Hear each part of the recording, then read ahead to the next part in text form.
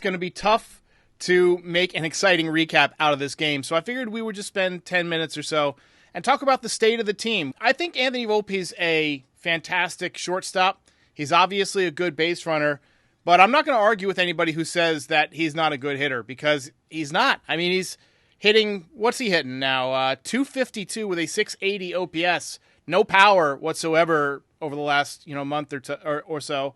And striking out way too often. And that at bat to end the game, he was swinging at pitches way out of the strike zone, trying to bail and wail on sliders low and away, and that's a recipe for a disaster.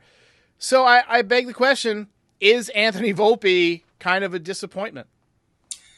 I think you got to say he is a little bit. He was our number one prospect, the guy that was absolutely untouchable, and we'll get to Jason later because it's the same situation right now. But absolutely untouchable. We didn't want to trade him for Luis Castillo, who ended up going to the Mariners. They gave up Noel V. Marte, which was like their number one prospect at the time. And we didn't sign Corey Seager, who I think would have been a good fit. Trey Turner was another name that was in all this historic free agency class. Correa, I never wanted him. I thought, even aside from the Astro stuff, the injuries were a problem for me. But there were a lot of opportunities to sign a professional all-star shortstop for the New York Yankees, and all it was going to cost was money. And I understand money is a factor, but you can't say that he isn't a little bit of a disappointment right now. He's been great defensively. Won a Gold Glove. I'm going to give him his flowers there, but his bat is just not there. He's got great speed. I don't really care about his power numbers. It's just, can you hit 280? 280 right. Would be nice. And then I was pulling up Bobby Witt Jr.'s stats here because I just wanted to make a point. Bobby Witt Jr., I think he was a rookie last year. This is a guy 2 years ago. 2 years ago. So he's hitting 336 on the season, and he has 28 stolen bases with 30 home runs. He's got an 8.9 WAR. Guy is just an absolute superstar, and he plays a good shortstop as well. My point is, guys who are going to be phenom players are just phenom players. They come up and they light it up. Juan Soto did that. Bobby Witt's doing it right now. Jason Dominguez did it last year when he came up. I think he can continue to do it. Guys sometimes take a little bit longer. I think Austin Wells, he's now coming around. He was a little unlucky at the beginning of the season, but now starting to kind of come together for him. But I feel like in all sports too, look at football. CJ Stroud lights it up his rookie year. Like, if a guy is going to be a phenom player, most of the time he just is. As soon as he steps on the floor, steps on the diamond, whatever it is. So Volpe, I'm holding on to this hope that he can continue to develop as an offensive player. His defense is fine, but I can't help but feel a little bit disappointed considering what we could have gotten for him in a package, in a trade, Luis Castillo, or what we could have done in free agency at his position as well. Corey Seager, maybe, Trey Turner. Yeah, I have to admit, I was very patient with Volpe. I've been patient with Volpe all season long. In May, I loved what he was giving us. He, got on base 30 games in a row or whatever it was, 34 games. And I thought, something has finally clicked. And then it's like he just hit a wall and he stopped producing. And I don't know what happened. I don't know if the Yankees are tinkering with his swing, if he's tinkering with his swing on his own. But something needs to be fixed here because he just does not look good. The offense in general has not been good for the last couple of weeks. Aaron Judge hasn't homered in 12 games. Juan Soto has 1 home run in his last 12 games. And nobody else is hitting the ball out of the ballpark or hitting the ball very much either. Stanton has come close a few times. Yesterday he hit one that died on the warning track. Today he hit one that Crow Armstrong lost in the sun and it dropped on the warning track. He got robbed of that home run in Texas. All of a sudden, Giancarlo Stanton has warning track power? Are we using dead baseballs again? What is happening here? But I'm just not feeling great. I'm not feeling confident about the Yankees' offense. Even though they're in first place, they're just clinging by a half game right now, and they just don't take advantage of opportunities, whether it's the smaller opportunities in a game where you got runners on base, or the bigger opportunities where you got a chance to win a game and climb in the standings. They're just not a team that goes out and takes it, right? They don't have that dog in them that we were talking about earlier this year. That dog got euthanized around June. We are doing absolutely nothing to help our cause when the Orioles lose. Yeah, it's so disappointing. I was telling Derek in the green room, my manager at work's a big O's fan. So him and I literally every day at work, we're like, oh, half game back, half game up. And we're literally doing that to each other constantly because it just keeps on like flip flopping back and forth. It's like nobody wants to win this division. It's insane. I don't think I've ever seen this. I don't think I've seen baseball be this bad as a league since I was like a kid. I was like 10 years old, I think. I don't think any team this year is going to win 100 games. I No. think the division winner is probably going to win like 94, 95 games this year, which isn't that much considering.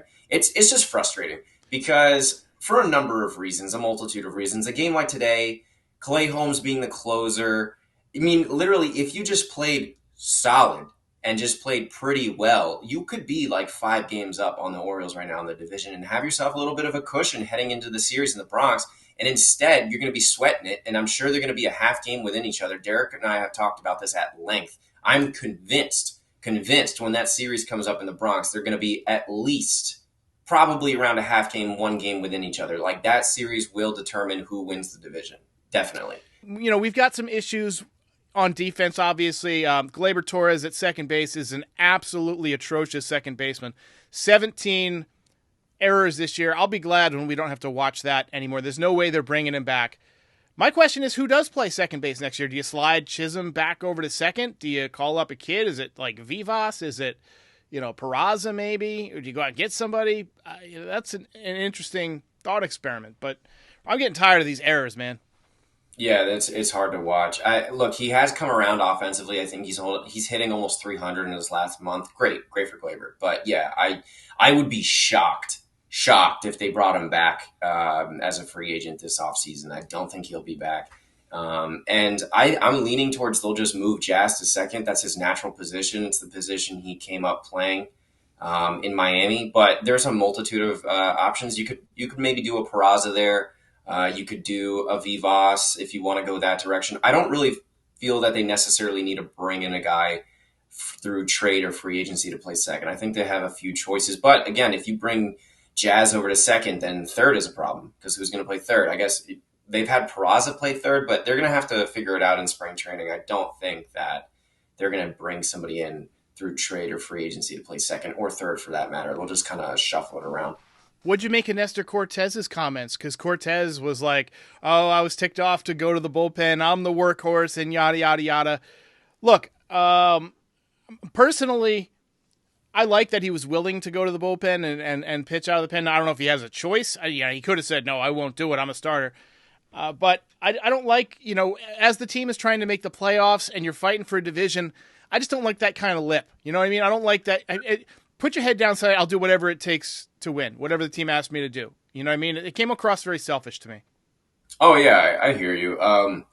Next year is his final year of arbitration, then he's a free agent. So he's got 1 more year left with us. I don't really think – it's funny. At first, I was kind of disappointed. I was like, why would you say that? Why are you trying to cause, like, waves? But then I was like, maybe this current Yankee culture has really, like, softened me up. I kind of like that he had the fire and was like, no, I want to pitch. I want to be a starter. Like, and Boone even made a comment about that. He wants them all, like, basically foaming at the mouth to be in the starting rotation. I'm kind of down for that. But I think Nestor, just the kind of player that he is, the kind of pitcher he is, the stuff he has, he profiles really well as a long reliever. I think he'd be really effective in that role just because he's got that like funky sort of stuff and he changes up his mechanics and the arm slots and stuff. And I just think that as a hitter, if you've seen the pitcher like Schmidt, who goes through the lineup twice, he's lights out.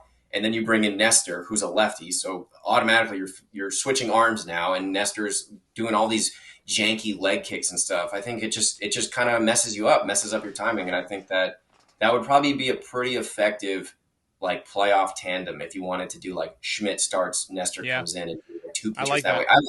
I like that. Let me ask you about Judge. Judge now 12 games without a home run. Where's the power? I mean, like even in April when he was struggling, he was running into one now and then. Yeah. They need him to hit home runs. I mean, I feel like this is kind of a dumb thing to say, but when Judge doesn't hit home runs, they don't seem to win. Like he needs to be that power guy.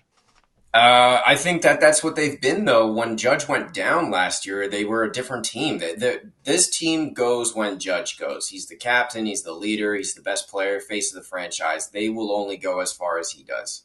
If he lights it up, they play well. They just kind of feed off his energy. And I mean, I think he's just kind of, even Judge goes through slumps. That's baseball. The game will humble you. I'm not super concerned about it. He does a long stretch without a home run. I hear what you're saying about the lack of power is maybe a little concerning, but I think that maybe they're trying to pitch way more carefully to him. And also, since the whole lineup's kind of slowed down, they're not really throwing him anything good to hit. And I think Judge, if anything, gets one pitch per at bat that he can really crush, right? And he's missing that pitch right now, and that's all the difference is. He's also worn out, I think. I mean, we weren't counting on him playing the entire season in center field, and he's done that. And he's played a pretty good center field, but I think he's tired. I think Juan Soto is tired.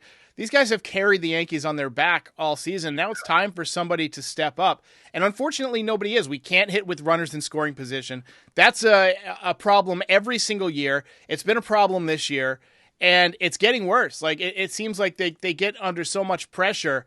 I don't know. That's something that the hitting coach needs to sort out.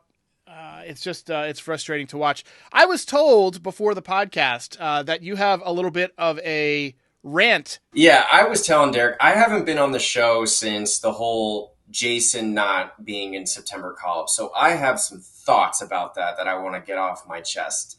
First of all, we are not the New York Yankees anymore. Plain and simple. And that sucks. I have somewhat defended the organization overall in the past during my life, before I've been on this show, while I've been on this show. And we need to understand that I think the game, the league, the way it's structured now is a lot harder to win than what it was like in the 90s during the dynasty years and even before then. It's just simply harder to win. And I don't feel like Hal is the money, is the problem. He spends the money. He's always in the top part of the payroll, but the complaint has to be, and by the way, Boone to me is a puppet. I'm not even going to have him in this rant right here. I don't really see how he makes a difference. He just doesn't.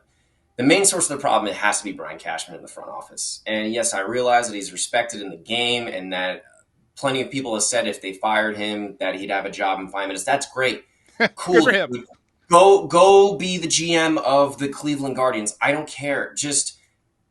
I just feel like sometimes, and this can go for any company, not even in sports, sometimes you just need a new voice in the room, a new direction, fresh ideas. It's not uncommon to say that. You literally have maybe like $100 million in dead money right now on this team. That's way too much. Now, what's caused me to feel this way is that basically when you look at your fan base in the face and you tell them that you think that Alex Verdugo is a better player right now than Jason Dominguez is, off of what you've seen last year when he came up in the big leagues, what you've seen from Verdugo this year and what his career has been, what every rival executive is saying about Jason right now and that he's ready to go, I'm sorry, you're spitting in our face. And you can't say that the Yankee fan base as a whole doesn't get it, because the Yankee fan base, I think as a whole, is a pretty smart baseball fan base. We know the game. We know when we're being lied to. And right now we're just being straight up lied to. Now, I don't know why they feel this way. I don't know what numbers they're looking at. I don't know if Alex Verdugo has some incriminating pictures of Hal Steinbrenner and Brian Cashman, and he's blackmailing them. I've got no idea what's going on. But you can't tell me that you value Alex Verdugo's defense so much that you can't have Jason come up in the team right now. And you said it yourself, Derek, Juan Soto and Aaron Judge are clearly kind of run down right now. They've carried this team the whole season. They need a spark. They need the young spark. That's Absolutely. What he is. And they haven't brought him up. It's so silly to me. Just put him in left. You can bench Verdugo. You can DFA him. But this is a player. And at the time when they made the trade, I was cool with it. I was like, okay, like it's a low risk, high reward move. I didn't really feel like they gave up that much. He's going to be a free agent at the end of this season. It's not that big of a deal. You can cut him at this point. You can bench him. It doesn't matter. He's been with your organization 1 year. You've had Jason Dominguez since he was 16 years old. You got to let him play, man. You got to give him the leash. He's got to get the at-bats at the major league level. This guy, you can see the talent. It's just oozing off of this kid. He's got the swag for it. He was lighting it up. And if he struggles, I don't care. I don't care if he struggles out of the gate. He needs the at-bats. He needs the reps because this guy is going to be a legit superstar. And my final point of this rant here is you need cheap, young assets to perform well if you want to bring back Juan Soto because you got to massage the payroll. You have to have a cheap asset to be a great player. So what are we doing here? Yeah. I'll end it with that, Derek. Yeah, I agree with every word out of your mouth. I mean, we can see what kind of player Dominguez is. We see the highlights. We saw him last year do it in the major leagues. And I just pulled up a stat. Verdugo, over his last 81 games, that's half a season, is hitting .222 with 3 home runs and 39 runs scored. Just not major league quality hitter this year. And he is, I believe, 2 ground outs to the right side away from setting the American League record for ground outs to either first base or second base in a season. Absolutely ridiculous. Ball game over. If you enjoyed this video, please drop a like and give us a subscribe. It helps other Yankees fans find the channel. We're also on all your favorite podcast platforms and social media. Join the community, have some fun. We're here after every game. This is Pinstripe Territory.